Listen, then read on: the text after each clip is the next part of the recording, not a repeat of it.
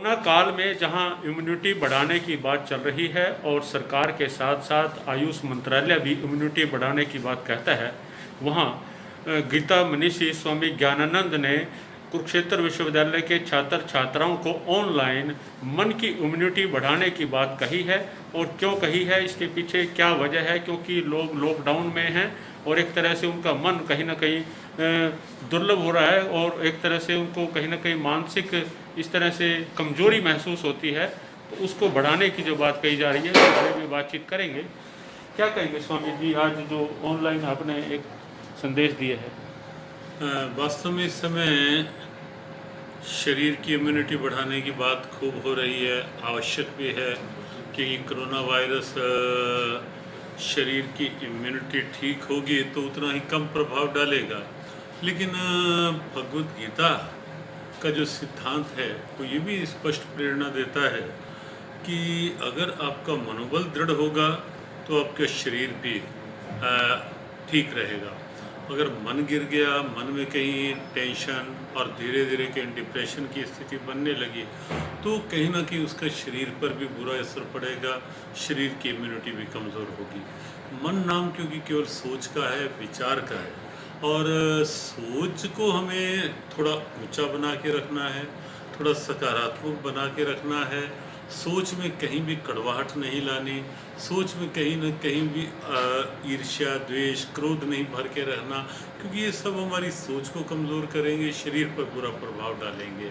तो इस समय की आवश्यकता है कि हम सोच में कहीं मेडिटेशन लाएं, ध्यान लाएं, सोच में कहीं गीता आदि शास्त्रों का अध्ययन, उसकी प्रेरणाएं भरें।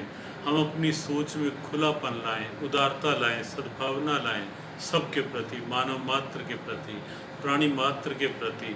तो जैसे जैसे सोच खुली होगी मनोबल दृढ़ होगा, और मनोबल दृढ़ होगा तो निश्चित है कि हम कोरोना के प्रभाव से बच पाएंगे, शारीरिक दृष्टि से भी और मानसिक दृष्टि से भी।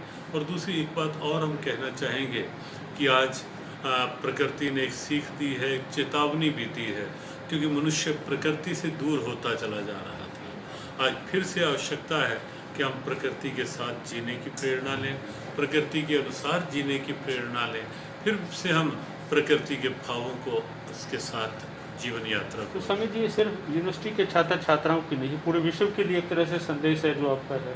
हाँ, देखो, कोई ना कोई निमित्त बनता है किसी भी संदेश के लिए। तो निमित्त कुरुक्षेत्र विश्वविद्यालय के जो कुलपति और पूरा जो educational staff, non educational staff और स्टूडेंट्स निमित्त बने, उन्होंने सुना।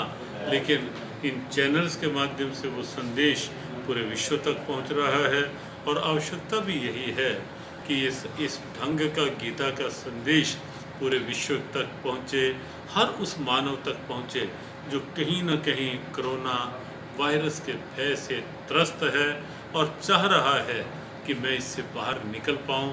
गीता उसके लिए अचूक अस्त्र है, अचूक प्रेरणा है। तो जिस तरह से स्वामी जी ने बताया है कि शरीर की इम्यूनिटी के साथ साथ मन की इम्यूनिटी बढ़ाना ज़रूरी है, और उनका जो संदेश सिर्फ कुरुक्षेत्र विश्वविद्यालय के लिए नहीं बल्कि पूरे विश्व के लिए है, और गीता का संदेश इसके लिए एक तरह से सकारात्मक भूमिका निभा रहा है। Randeep road, Punjab Kesari TV, Kurukshetra.